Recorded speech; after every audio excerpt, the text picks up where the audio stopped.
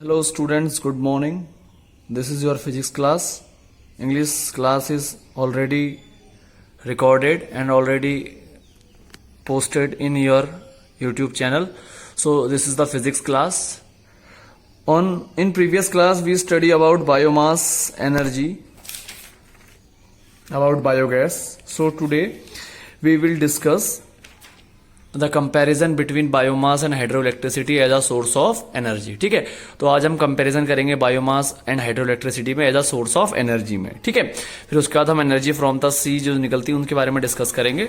So here we go. The first comparison between biomass and hydro electricity as a source of energy is that biomass is a reliable source of energy and hydro electricity is also a reliable source of energy. ठीक है, biomass एक reliable source of energy होता है और hydro electricity भी एक reliable source of energy होता है, जिसको हम रिनाइव अगेन एंड अगेन कर सकते हैं दोनों को. ठीक है, and second comparison, the use of biomass by burning causes air pollution but the use of hydro electricity does not cause any pollution. ठीक है, और सेकेंड है बायोमास का यूज करने के लिए बायोमास का use the use of biomass by burning causes air pollution. ठीक है, बायोमास का जब हम यूज करते हैं तो बायोमास को जलाते हैं उसका यूज करने के लिए, तो उस बायोमास के जलने से क्या होता है, एयर पोल्यूशन होता है. But the use of hydro electricity does not cause any pollution. लेकिन जो हाइड्रो इलेक्ट्रिसिटी का जब हम यूज करते हैं तो उससे कोई भी पोल्यूशन नहीं होता है. ठीक है, the use of biomass by burning causes air pollution. Biomass का यूज करना, ठीक है, कैसे, जला के बायोमास का यूज करना, उससे एयर पोल्यूशन होता है. But the use of hydro electricity does not cause any pollution. Clear. Now the third comparison, biomass gives heat energy which can be use for cooking and heating only. ठीक है, biomass हमें heat energy देता है जिसका use आप सिर्फ cooking और heating के लिए ही कर सकते हैं सिर्फ. ठीक है, on the other hand hydro electricity can run all type of electrical appliances. और दूसरी तरफ हाइड्रो इलेक्ट्रिसिटी हर प्रकार के इलेक्ट्रिकल अप्लायंसेस को चला सकती है. ठीक है, so the third comparison is that biomass gives heat energy which can be used for cooking and heating only. On the other hand, hydroelectricity can run all type of electrical appliances. Clear.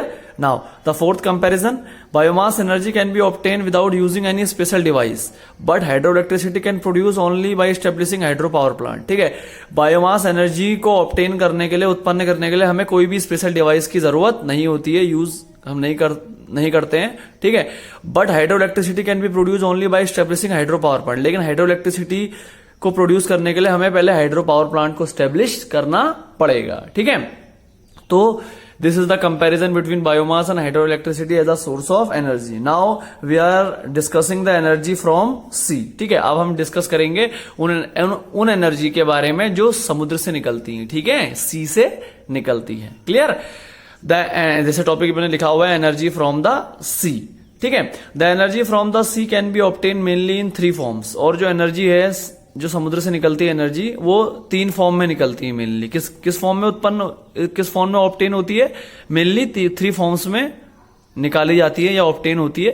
Number 1 tidal energy, number 2 wave energy and number 3 ocean thermal energy. ठीक है, the energy from the sea can be obtain mainly in 3 forms, tidal energy, wave energy and ocean thermal energy. ठीक है, तो ये आज का session था. उम्मीद है आपको ये सेशन पसंद आया होगा. This is the today session. I hope you all enjoy today session. ठीक है, इफ यू एंजॉय और like today session so please subscribe the channel. ठीक है, अगर आपको आज का सेशन पसंद आया तो प्लीज शेयर, लाइक और सब्सक्राइब कर दीजिए चैनल को. ठीक है, और इस तरीके से वीडियोस देखते रहिए, नोट्स आपके अपने बनाते रहिए. ठीक है, घरों में रहिए, स्टे होम, स्टे सेफ. ठीक है, तो इसी के साथ आज का वीडियो खत्म करते हैं. शॉर्ट वीडियो है. ठीक है, और मंडे को हम डिस्कस करेंगे डिटेल में टाइडल एनर्जी के बारे में. ठीक है, तो अपना ख्याल रखिए. Okay, thank you, bye bye, have a nice day.